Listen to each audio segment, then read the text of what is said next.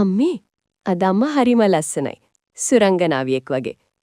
සුදු පාට දිග ගවුම ඇඳගෙන කොණ්ඩේ සරලව ගොතලා මිරේක ඉස්සරහා මටම මං බලන් හිටපු මොහොතේ මගේ පුංචි පුතා එහෙම කියලා දුවගෙන ඇවිත් මාව වැළඳගත්තා. එක මොහොතක් මට මාවම අමුතු කෙනෙක් වගේ හිතුණා. අවුරුදු 5කට කලින් මම මේ වගේ නෙවෙයි. දුක්, හිඟකම්, නිന്ദා ඒ හැම දෙයක්ම හමුවේ වියලුණු ගැහණියක්. ඒත් අද මගේ හැම රන්වන් පාටට දිලිසෙනවා. උස්සට හරියන මහත. ඝනකම කොණ්ඩේ. හිතේ විශ්වාසය. ඒ හැම දෙයක්ම මාව විනස්ම කෙනෙක් කරලා තිබුණා. යමු. නැත්තම් එනකොට රෑ වෙයි. මම පුතාගේ අත අල්ලගත්තා. හෙට එයාගේ ඉස්කෝලේ පළවෙනි දවස. අලුත් පොත්, අලුත් ඇඳුම්, අලුත් බෑග් ඒවා තුරුළු කරගෙන සතුටින් පිරුණු පුංචි මූණ දැකලා මට හිතුනේ මේ දරුවට මම දෙන්න ඕනේ හොඳම ජීවිතේ. පන්සලට ගිහින් පුංචි කලගෙඩියට වතුර පුරවගෙන බෝධිය වටේ පැදකුණු කරන ඒ දගමල්ල දිහා බලන් මම ප්‍රාර්ථනා කළේ එකම දෙයක්. මගේ පුතා මගේ වගේ ජීවිතයක් නොවෙන්න. මගේ ජීවිතේ මුල් පටන් ගත්තේ දුක් වලින්. තාත්තා වින ගෑණියෙක් එක්ක ගිය දවසේ මම තවම පොඩි. ඒත් මතකයි. අම්මා තාත්තා එනකොට හරිම ගෞරවයෙන්, හරිම ආදරයෙන් සලකන හැටි. මට ඒක තේරුන්නේ නැහැ. ඒ උඹේ තාත්තා කට පරිස්සම් කරගනින්. අම්මා හැමදාම කියපු වචන. ඒත් මට කවදාවත් සමාව දීලා හිටියේ නැහැ. ගෙදරින් පිටට බැස්ස හැම වෙලාවකම ඇනුම් පද, හිරිකිත කතා, තාත්තා නැති කෙල්ලා කියන ලේබලය. ඒ හැමදේම මාව ගැහණියෙක් කරපු හැටි අද මට තේරෙනවා. මං තීරණය කළා. මගේ ජීවිතේ හවුහරන මමම හදාගන්න. බඩට නොකා හරි ඉගෙන ගත්තා. ඊට පස්සේ වැදගත් රස්සාවක් ලැබුණා. පළවෙනි වතාවට මට හිතුණා මමත් වටින කෙනෙක්. ඒ කාලෙදි තමයි මහේෂ් මගේ ජීවිතේට ආවේ. ගමේම හිටපු කඩවසම් පිරිමි ළමෙක්. ඒ ඇස් දෙක, ඒ විශ්වාසයෙන් කතා කරන හැටි, ඒ පිරිමි පෞරුෂය මාව අල්ලගත්තා. මං එයාට ආදරේ කළේ හිත නවත්තන්න බැරි තරම්. උඹට පිස්සුද? ඔය මිනිහා හරි නැහැ. පුංචි කාලේ ඉඳලා එකට හිටපු රුවන් එහෙම කියද්දි මම රුවන්වම අහිමි කළා. මට මහේෂ් ගැන තිබුණේ අන්ධ විශ්වාසයක්. පුංචි හෝටලේක අපේම ධෛර්යයෙන් කරපු වෙඩින් එක හිතේ තිබුණේ ලොකු හීන. ඒත් සොච්චම් පඩි දෙක එකතු කරත් ජීවිතේ ඉදිරියක් පේන්නේ නැහැ. අපි තීරණය කළා විදේශගත වෙන්න. මම ගෘහසේවිකාවක්. එයා රියදුරෙක්. අවුරුදු 4ක්. මම රස්සා 3ක් කළා. පැය 2-3ක් නිදා ගනින් නැවත නැගිට්ටා. මට මහන්සි දැනුණත් හිතේ තිබුණේ එකම රූපයක්. තට්ටු දෙකේ ලස්සන ගෙයක්. වටින වාහනය. දරු පැටවු 3 දෙනෙක්. සඳු පාට රෑවල් වල මහේෂ් මගේ අත අල්ලගෙන හිටපු උණුසුම. ඒ උණුසුම වෙනුවෙන් මම ජීවත් වුණා. ඒත් කොච්චර ආදරේ කරත් ගැහණියක් හිත පුරා දෙන ආදරේ පිරිමියෙකුට පුරවන්න පුළුවන්ද? මම නොදන්න සත්‍යයක් මගේ හීන අතරේ මැදම සැඟවිලා තිබුණා. ඒ සත්‍ය හෙළිවෙන්න තව ටික කාලයක් තිබුණා. දවල් රෑ නොබලා වැඩ කරපු මගේ ජීවිතේ ලොකුම හීනයක් තිබුණා. මට මගේම ගෙයක්, මගේම ලෝකයක්. ඒ හීන වෙනුවෙන් මං කැප වුණා. ඒත් මහේෂ්, එයාට ජීවිතේ කියන්නේ සරල සතුටක් විතරයි. හම්බ කරගෙන කාලා ඇඳලා විනෝදෙන් ඉමු. එයාගේ අදහස ඒක. අපි ඩුබායි ගිහින් අවුරුදු 2කමාරක්. පුංචි කාමරයක්. ඇඟ පුරා මහන්සිය. ඒත් හීන තාමත් මගේ ඇස්වල. එදා නිවාඩු දවසක්. මට අසනීප. මහේෂ් ගෙදර. දොරට තට්ටු වුණා. ඔයා කවුද? ඒ ගෑනු කෙනා ඇහුවේ හරියට මං එයාගේ කාමරේ ඉන්නවා වගේ. මගේ කාමරේට ඇවිත් මං කවුද අහන්න ඔයා කවුද? එක්ක මොහොතකින් මගේ ලෝකෙ නතර වුණා. මං මහේෂ්ගේ ගර්ල්. ඒ වචන ටික මගේ කන හරහා ගිහින් හෘදයටම වැදුනා. මං hina වුණා. ඒ hina ඇතුලේ ගිනි ගොඩක් තිබුණා. මං මහේෂ්ගේ ගෑණි. මහේෂ් ඒ වෙලාවේ හැසිරුනේ හරියට ඒ ගෑනු කිනාට වැරදි කියන්න උත්සාහ කරනවා වගේ. ඒත් ඇගේ ඇස්වල වැටුණු කඳුලක්වත් බොරු නොවුණා කියලා මගේ හදවත දැනගෙන හිටියා. එදා ඉඳලා මගේ හිතේ මහේෂ්ට තිබුණේ ආදරයත් එක්ක මිශ්‍ර වුණු පිළිකුලක්.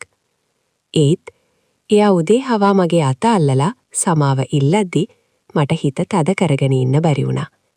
මම බය වුණා. මගේ අම්මට වෙච්ච ජීවිත කතාව මටත් නැවත නොවේද කියලා. මහේෂ් නැති වුණොත් මං තනි වෙයි කියලා. මම අමාරුවෙන් ගොඩනගාගත්ත ජීවිතේ බිඳෙයි කියලා. ඒ නිසා මං සමාව දුන්නා. ලංකාවට ආපු ගමන් අපි තීරණය කළා. අපේ හීන නිවහන හදමු. ඉඩම තිබුණේ මගේ ගෙදර. ටවුම මැද්දේ. අපි දෙන්න කැමති නෑ.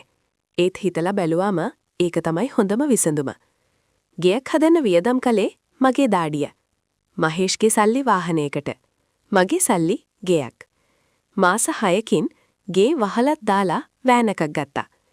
ඒ දවස් අපේ ජීවිතේ ලස්සනම කාලේ. ඒ ලස්සන කාලෙම මගේ බඩට ආවේ අපේ පුංචි පුතු. මහේෂ් මගේ උරහිසට හිස තියාගෙන අපිට තව මොනවද අඩු කියලා හීන දැක්කා. ඒත් මගේ කුස මෝරන්න මහේෂ් වෙනස් වෙන්න පටන් ගත්තා. දවස් ගණන් ගෙදර නැතිව ඉන්නවා. කෝල් එකක් දුන්නත් හදවතක් නැති හඬක්. මං මේ කටවල් කීයකට කන්න දෙන්නද ගේම ගහන්නේ? එයා මට බැන්නා. මං නිහඩ වුණා. ඒ නිහඩකම මට වඩා බර වුණේ මගේ බඩේ ඉන්න පුතුට. ඒ වෙලාවේ මගේ ජීවිතේට ආපු එකම ආලෝකය මගේ යාළුව නදි. උඹේ මිදුල බලපන් මල් නැතුව හිස්. ඒ වචන ටික මගේ ජීවිතේ වෙනස් කළා. මං මල් වවන්න පටන් ගත්තා. මල්පත්ති අතගාද්දි මට දැනුනේ කවුරු හරි මාව ආදරෙන් අතගානවා වගේ. උදේට නැගිටිලා මල් සුවඳ පපුව පුරව ගන්නකොට මට මහේෂ්ව අමතක වෙලා ගියා. සමනලයෝ, මලිත්තෝ, බටිත්තෝ මගේ යාළුව වුණා. මගේ අතගාපු පැල මල් වලින් පිරීලා ඒවා විකුණලා මගේ අතට ආදායමක් ආවම මට දැනුනේ මං තනි නෑ. පුතු හම්බෙන්න දිනලං වෙද්දි මං උදව්වට කෙනෙක්වත් ගත්තා. ඒ වෙද්දි මහේෂ් ආයෙත් මට ආදරෙන් සලකන්න පටන් ගත්තා. මං බොරුවට හිතුවාද? මං මගේම හිත අහගත්තා. ඒත් මල් සුවඳට යට වෙලා තිබුණ රහස් තවමත් පිපිලෙන්න බලාගෙන හිටියා. පුතා ලැබිලා සති 2යි. ඒ දවස් ටික මට හරිම වෙහෙසකර වුණත් හිත ඇතුලේ තිබුණේ අලුත් ජීවිතයක් ගැන පුංචි ආදරයකින් පිරුණු ආලෝකයක්. ඒත් ඒ ආලෝකය එක දවසකින් නිවුණා. එදා මහේෂ් වොෂ්රූම් එකේ මම පුතාව නිදි කරලා ඇඳ උඩින් තියලා ටිකක් හුස්ම ගන්න හිතුවා විතරයි. එතකොටම එයාගේ ෆෝන් එකට මැසේජ් එකක් ආවා. මං කවදාවත් එයාගේ ෆෝන් එක බලලා නැහැ. ඒත් එදා හිත ඇතුලේ තිබුණ අමුතු කුතුහලයක් මට නවත්තන්න බැරි වුණා. මැසේජ් එක සාමාන්‍ය එකක්. ඒක බලලා නවතින්න තිබුණා. නවත්තන්න තිබුණා. නවත්තලා නැතිව මං ගැලරියට ගියා. ඒක තමයි මගේ ජීවිතේ වැරදිම ක්ලික් එක. අඳුරු රූප කිහිපයක්. අනකුත් කාන්තාවකගේ අඩ නිරුවත් සිනහවක්.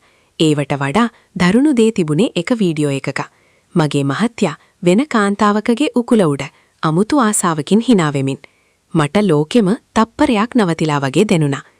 කකුල් දෙක වෙවුලන්න ගත්තා. ඇස් වලින් කඳුළු වැටෙනවද කියලා මටවත් තේරුණේ නැහැ.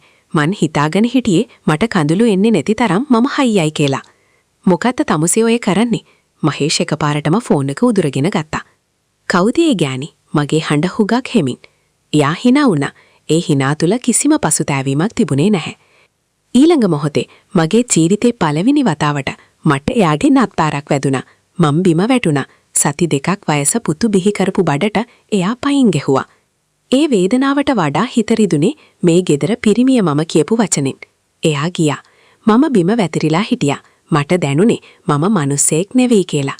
කණ්ණාඩියේ ඉස්සරහට ගියාම මම දැක්කේ මට හුරු නැති කාන්තාවක්. කළු වුණ මූණ, ඇස් යට සෙවණැලි, බෙල්ල, නැති වුණ සෞන්දර්ය. මහේෂ් කියපු දේ ඇත්තද කියලා මම හිතුවා. ඊට මගේ හිතට ආවේ බයාදක සිතුවිල්ලක්. මම නැති වුණොත් ලින් ළඟට දිව්වා. ලින් බැම්ම උඩට නැගලා ඇස් වහගත්තා. ඒ මොහොතේ මාව පිටුපසට ඇදිලා වැටුණා. "යොමාලි, උඹට පිස්සුද?" "නදි." ඇය මාව තදින් වැළඳගත්තා. අර කිරිසප්පයා ගැන හිතන්න තිබුණා. ඒ වචනේ මගේ හිතේ වැදුනේ ගහක් වගේ. පස්සේ මම දැක්කා අම්මා පුතු තුරුළු කරගෙන බියෙන් මගේ දිහා බලන් ඉන්නවා.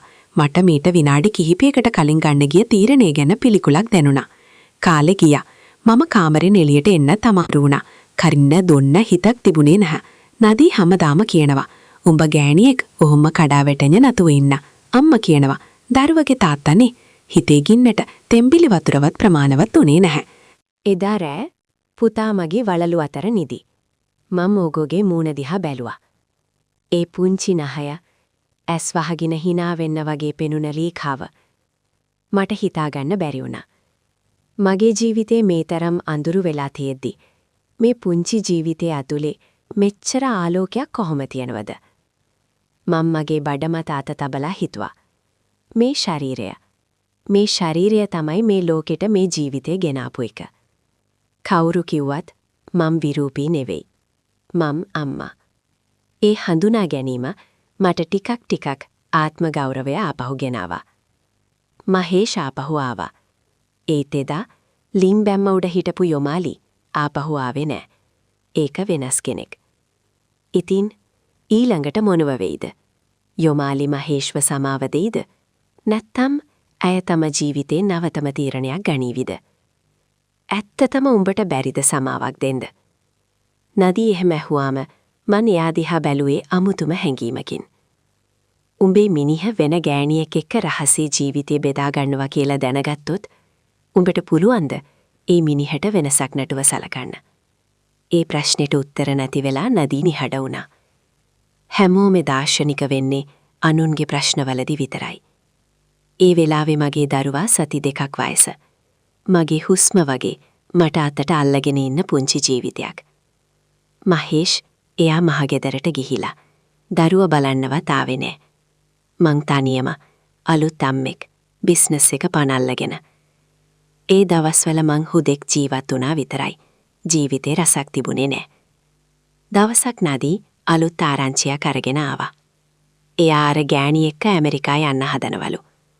පුදුමයක් කියන්න මගේ හිතට කිසිම වේදනාවක් දැනුනේ නෑ. එදා මට තේරුණා මගේ ආදරේ මැරිලා ඉවරයි කියලා. ඊට ටික දවසකට පස්සේ දික්කසාද නඩුවා. කඩදාසි වල අත්සන් කරද්දි ඇඟෙන් කෑල්ලක් ගැලවෙනවා වගේ දැනුණා. ඒත් මම එක රුපියලක්වත් ඉල්ලුවේ නෑ. දරුව වෙනුවෙන්වත් ගන්න. නදී කෑ ගහද්දිත් මං නිහඬයි. එයා මගේ ජීවිතෙන් ගිය දවසේම මට යාගේ දේවල් අවසන් වුණා. අපි දික්කසාද වුණා. එයා රට ගියා. මං මාව නැවත හදන්න පටන් ගත්තා. පුතාට අවුරුදු 2ක් වෙද්දි මං ඉඩම් 2ක් ගත්තා. ග්‍රීන් හවුස් වගාව පටන් ගත්තා. අද මගේ යටතේ සේවකයෝ 12 දෙනෙක්. කාලෙකට කලින් බලන්නයි ජූවයි කියලා මාව දාලා ගිය මිනිහෙක් තිබුණා. අද මං මටම බලද්දි හිතෙන්නේ මං ලස්සනයි. දවසක් පන්සලෙන් එළියට එද්දි පුතා මගේ අතේ එල්ලුණා. අම්මා අපි යමුද? ඒ වෙලාවේ මට දැනුනේ නිදහස් හුස්මක්. එකපාරටම යොමාලි. ඒ හඬ මගේ හදවත සීතල වුණා. මහේෂ් අවුරුදු ගානකට පස්සේ කෙට්ටු වෙලා වයසට ගිහින් වඩි අඳුරු ඇස්. එයාගේ ඇස් පුතා දිහා. ඒ මගේ පුතා. මං සංසුන්ව කිව්වා. එයාගේ මුහුණේ අමුතුම හැඟීමක්. ඔයා ලස්සන වෙලා. එයා මට එහෙම කිව්වා. මට හිතුණා කියන්න. ඔයා ගිය දවසේ ඉඳලා මං ලස්සන වෙන්න ගත්තා. මොකද එදා ඉඳලා මම මට ආදරය කරන්න පටන් ගත්ත නිසා. ඒත් මං කිව්වේ නේ. මම නිහඬවම හිටියා. මගේ පුතාගේ අත මට හයිය දුන්නා. එයාට ආපහු එන්න ඕන වුණාද? පසුතැවිල්ලක් තිබුණාද? හොයන්න මට කැමැත්තක් තිබුණේ නෑ. මං ඒ දවසේ තීරුම් ගත්ත දෙයක් තිබුණා. ආදරය කරන එක ලස්සනයි. හැබැයි මට මාව අහිමිවන තරම් ආදරය කරන්න බෑ. අපි වාහනේට ඇවිද්දී මං පසුපස බැලුවේ නෑ. ඒ කාලේ මං එයාට පිස්සුවෙන් ආදරය කළා. අද මං මට පිස්සුවෙන් ආදරය කරනවා. සමහර මිනිස්සු අපේ ජීවිතේට එන්නේ අපිට ආදරය කරන්න නෙවෙයි. අපිට අපිව හොයාගන්න ඉගෙනවන්න. මහේෂ්, තමුස මොකද උතන කරන්නේ? ඉක්මනට එනෝ. අපිට ටිකත් ඈතින් හිටපු ගෑනු කෙනෙක් කෑ ගහපු හඬට මගේ හිත එක මොහොතකට නතර වුණා. පොඩ්ඩක් ඉන්නවා, ඉන්න බැරි නම් තමුස යනවා. මහේෂ්ගේ ඒ සැර හඬ කාලයක් ගියත් මට අමතක වෙලා තිබුණේ නෑ. එදා මටත් ওই විදිහටම කතා කරපු හැටි මට මතක් වුණා. මං ඒ ගෑනු කෙනා දිහා බැලුවේ අනුකම්පාවෙන්. ඒ ඇස්වල තිබුණේ කේන්තිය. මගේ ඇස්වල තිබුණේ කලින් මට නොතිබුණු ශාන්තිය. යොමාලි වැඳලා ඉවරද?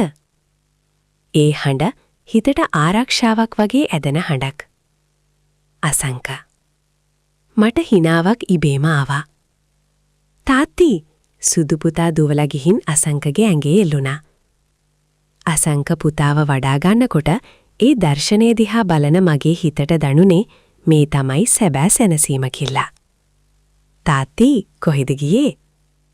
මම පුතාට පළතුරු ගේන්න ගියා. මේ බලන්න. අසංකගේ අතේ තිබුණ පළතුරු මල්ලට වඩා මට වටිනා වෙලා තිබුණේ එයාගේ අවධානය. එයාගේ සෙමින් අල්ලන අත. එයා මට ලං වෙලා හිටපු උණුසුම. මහේෂ් අපි දිහා බලන් හිටියේ අමුතු බැල්මකින්. අහිමි වුණ දෙයක් හොයාගන්න වගේ. අසංකයි මමයි එක්තැන් වෙලා දෙන්න අවුරුද්දක්.